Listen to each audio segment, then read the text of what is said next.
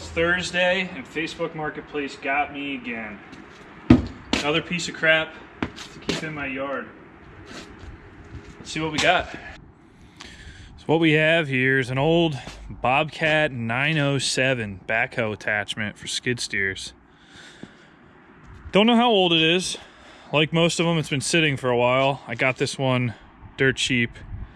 It's a 2-stick John Deere controls, which is nice, and it's got the independent channels, so you can multi-function these and be real efficient. Stabilizers. I didn't really look at it because it was cheap. The guy delivered it for me. Bucket's rotted out, I know that. Needs some steel work there, but otherwise it's complete. I bet probably with a couple of hoses, this thing will be back in her glory, so let's get into it.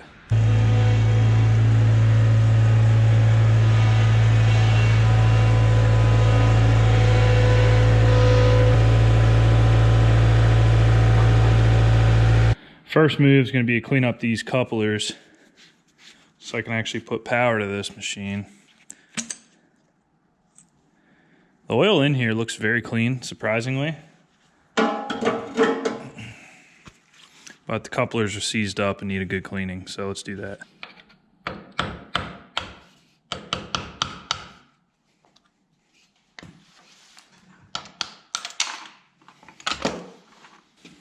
The internals are very clean, which is good.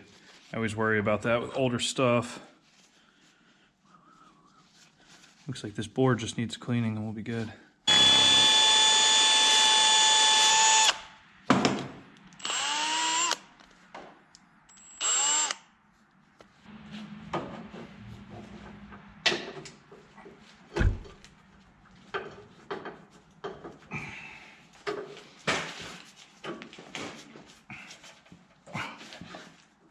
Come on.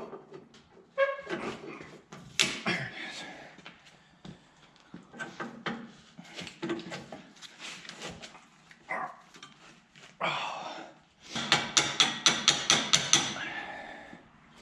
All right, we're hooked up. Let's see if we can spray hydraulic oil on the ceiling.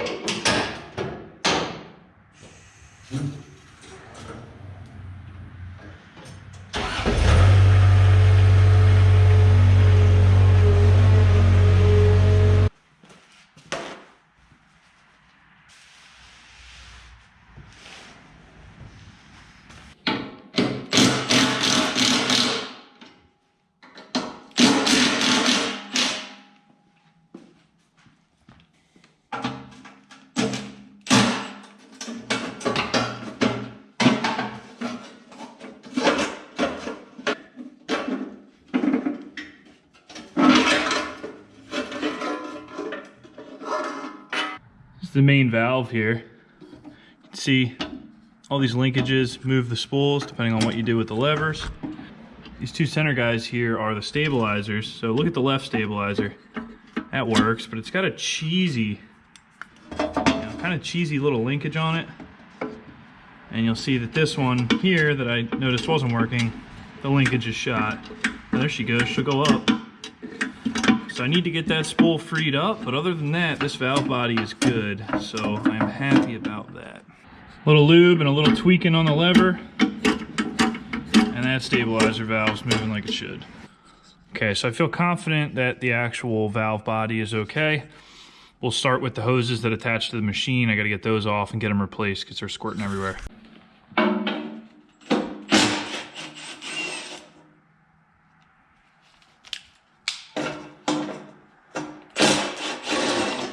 Wow, I'm easily impressed. Bobcat was thinking a little bit when they built this. They ran metal line from the valve body for all your essential functions, with the exception of the stabilizers. They run rubber almost all the way to the valves. But that's okay because those lines don't see any flex, so they probably last lots of years. They did, however, run the auxiliary hydraulics lines almost all the way to the block. So you have to pull all this apart to get in here, but looks like I can get to these and get them off now.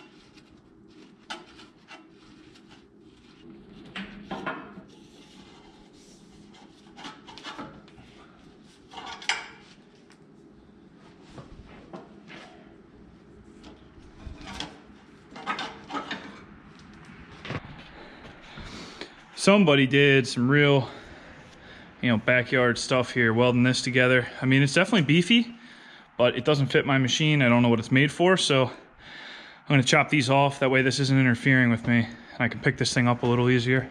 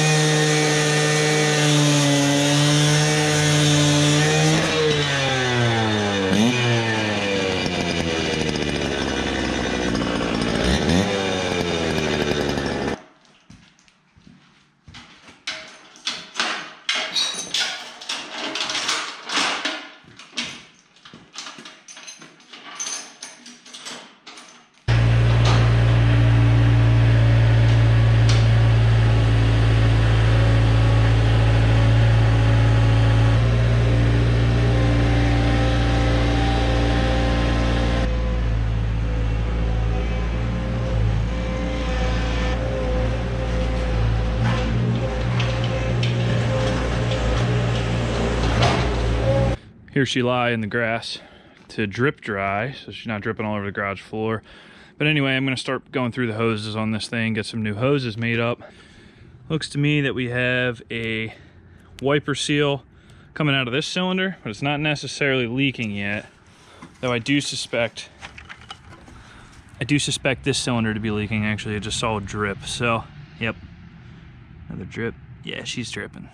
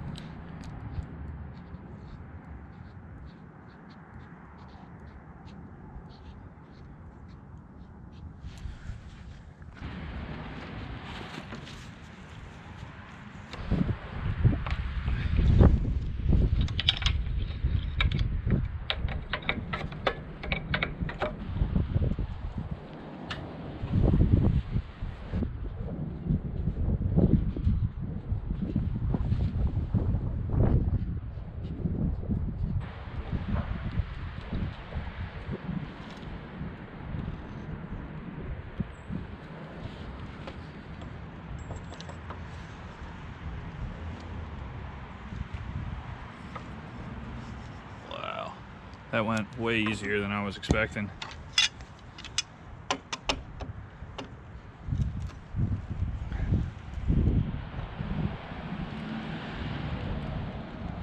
Oh yeah, baby.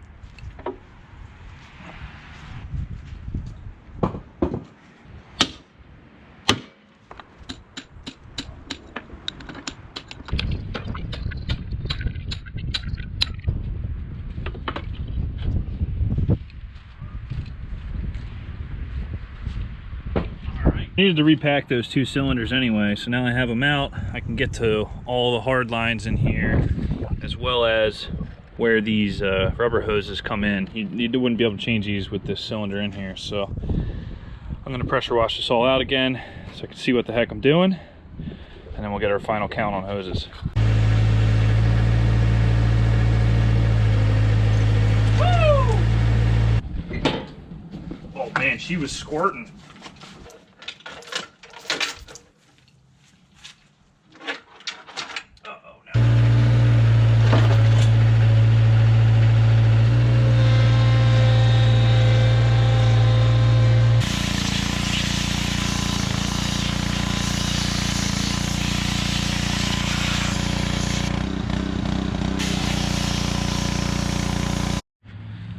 So now we can kind of see what's going on in here. Still a lot of grease and crap, but these are the fittings I got to get to. This is where it goes to flex section, where the boom swings, and then it comes up here to the valve body. So I've gone ahead and numbered these 1, 2, 3, 4, did the associated numbering up there.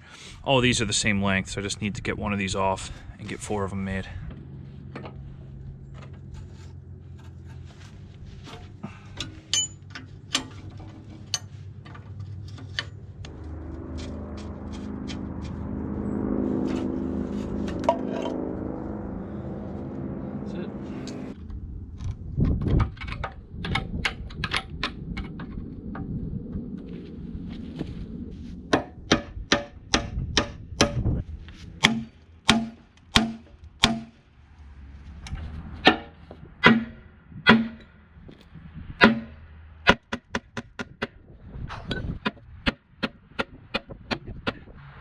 Oh boy.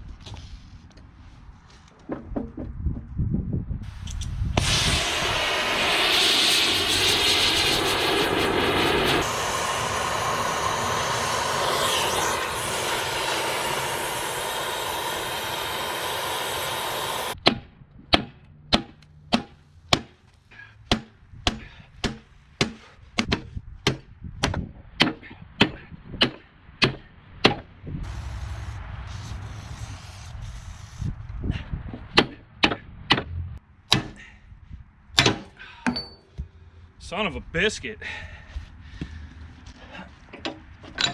fought me on that one.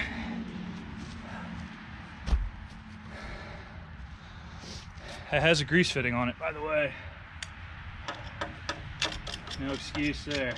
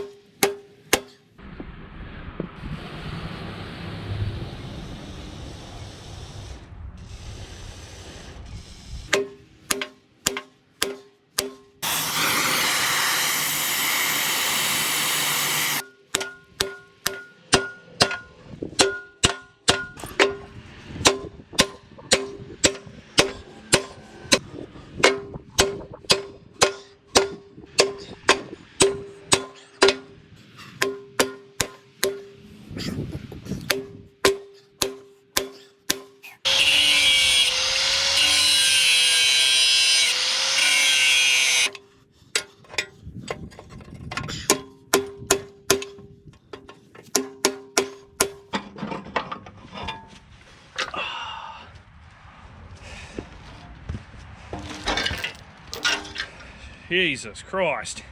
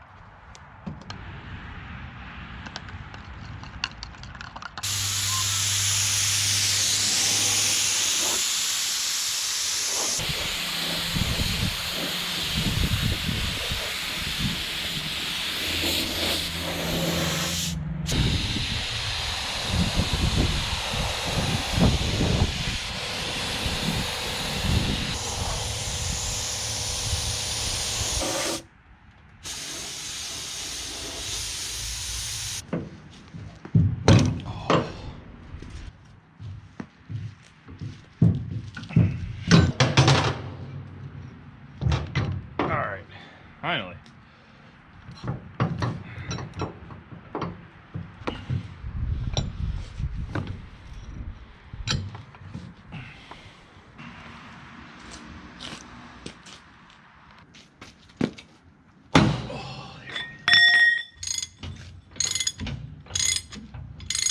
The chrome, make sure she looks good. There's no rust spots, there's no nicks, there's no high spots, no scoring. This whole thing just busted apart in there. Ew. Oh my goodness. Surprised this thing held any fluid. Jesus. Wow.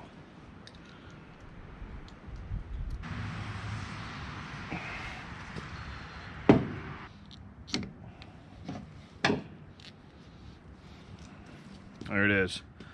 So that's a little bit of a hassle, but she's in there.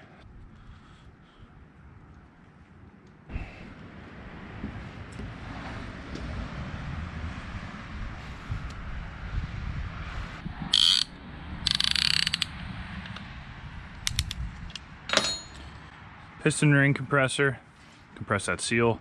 Just gonna let that sit for a second until we're ready to put this back together. Up, not so fast. Don't forget the gland nut. It's like flaring a brake line without putting the nut on. Work that on there. There we are.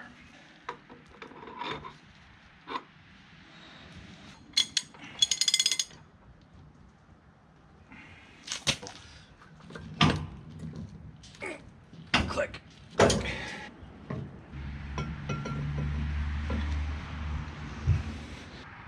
Beautiful.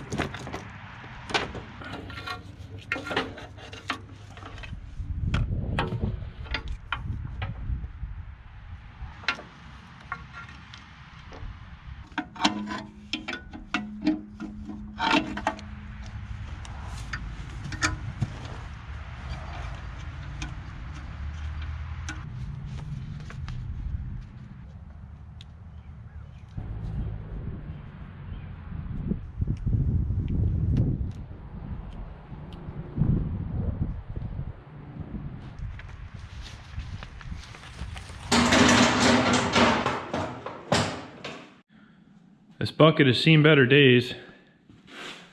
It's actually got a Bobcat logo here, so this is an original bucket. Measures about 16 inches. Anyway, the cutting frame is very solid. You know, it's all 1/2 inch pleat or so. This looks really good. All the teeth look really good.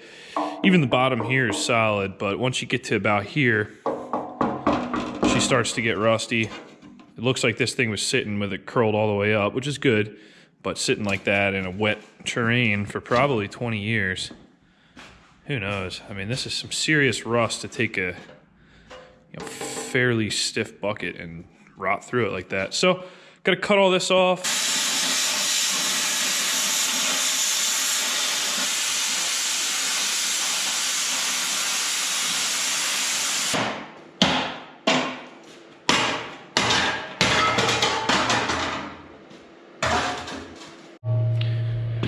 If it's rotted, cut it off.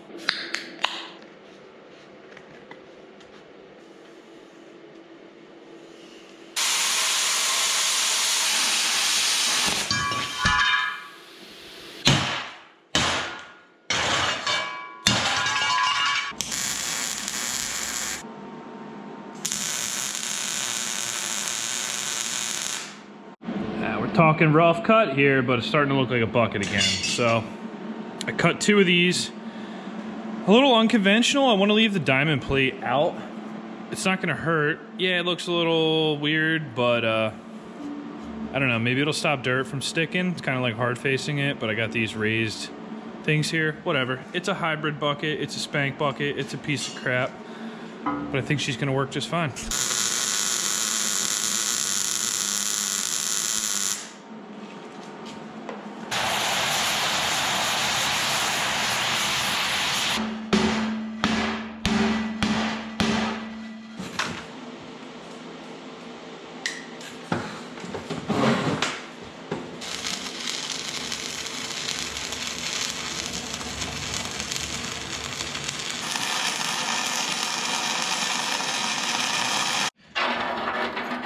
Couple welding rods, and this thing is ready for cleaning and paint.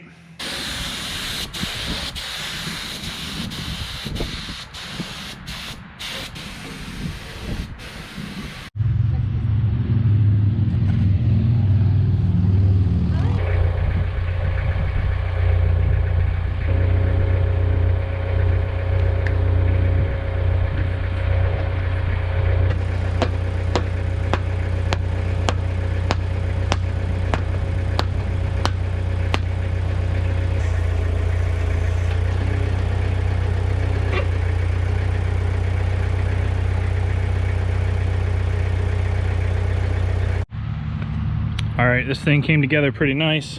It's all dirty because I greased it and we got crap squirting everywhere. Spilled my beer here because I got so excited. It's not leaking oil. Anyway, there's a lot of slop though in the quick attach on this scat track here. It's pretty horrendous. So when you're digging, your whole operator station's kind of doing this. Weld a pin on the Bobcat unit, weld a pin on the skid steer. That way when you hook this thing up, you just drop it on, give it a turn, cinch it up, and that pulls all the slop out.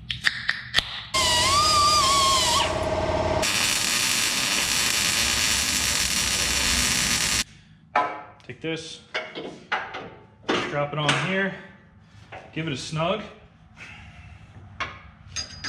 Take a screwdriver, torque it. All right, so that thing now is pulling all of the slop out of the quick attach, out of the boom, so directly to the frame of the machine. You can take this little tab, lock it, and then throw your pins in.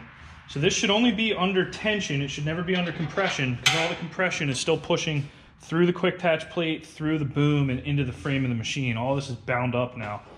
So I'm thinking one of these on each side might be just enough to get rid of these ball coupler things and have a nice tight machine.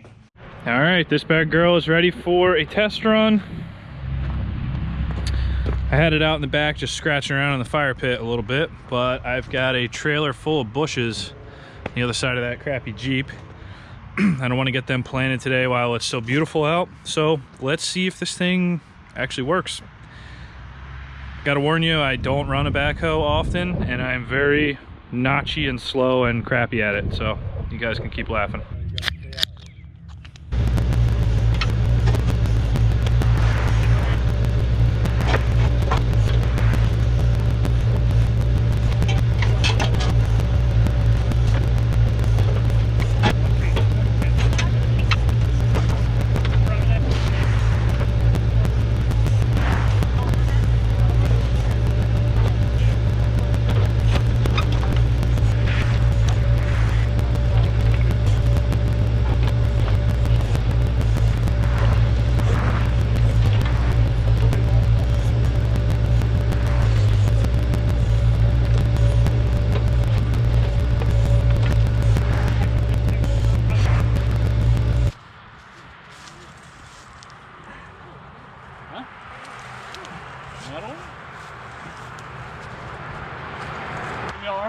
let go. I gotta do some rotating. Okay. This one we got way deep in here.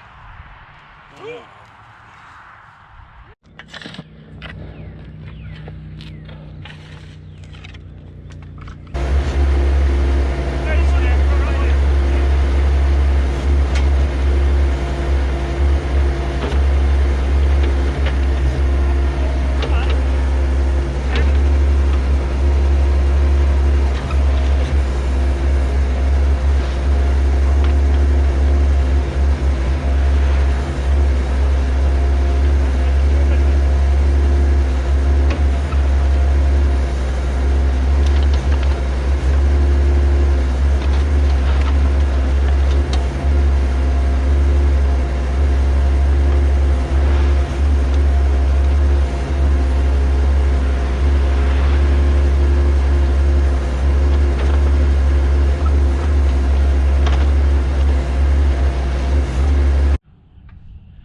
All right, we got 4 trees planted.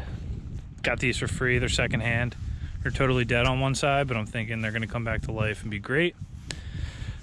Anyway, this little backhoe machine did its job, dug through some pretty rocky stuff. I mean, this is just 1 tree worth of rock here.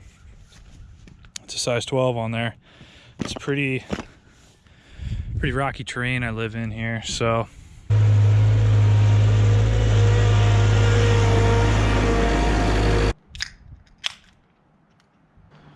All right, guys, that's all she wrote for this project. Little something, you know, outside my wheelhouse, but it was fun to get this done, and the result turned out awesome. I didn't have much of a need for a backhoe, but now that I have one, I can see this thing being pretty handy. I'm really impressed with the way it digs. A 16-inch bucket, some of this rocky stuff. I was worried this machine wouldn't have the power or the weight to do it. Seems like it does. I'm sure you'll see this unit in a couple upcoming videos. I got a couple things planned, but anyway, thanks for watching Spank Ranch Garage. See you next time.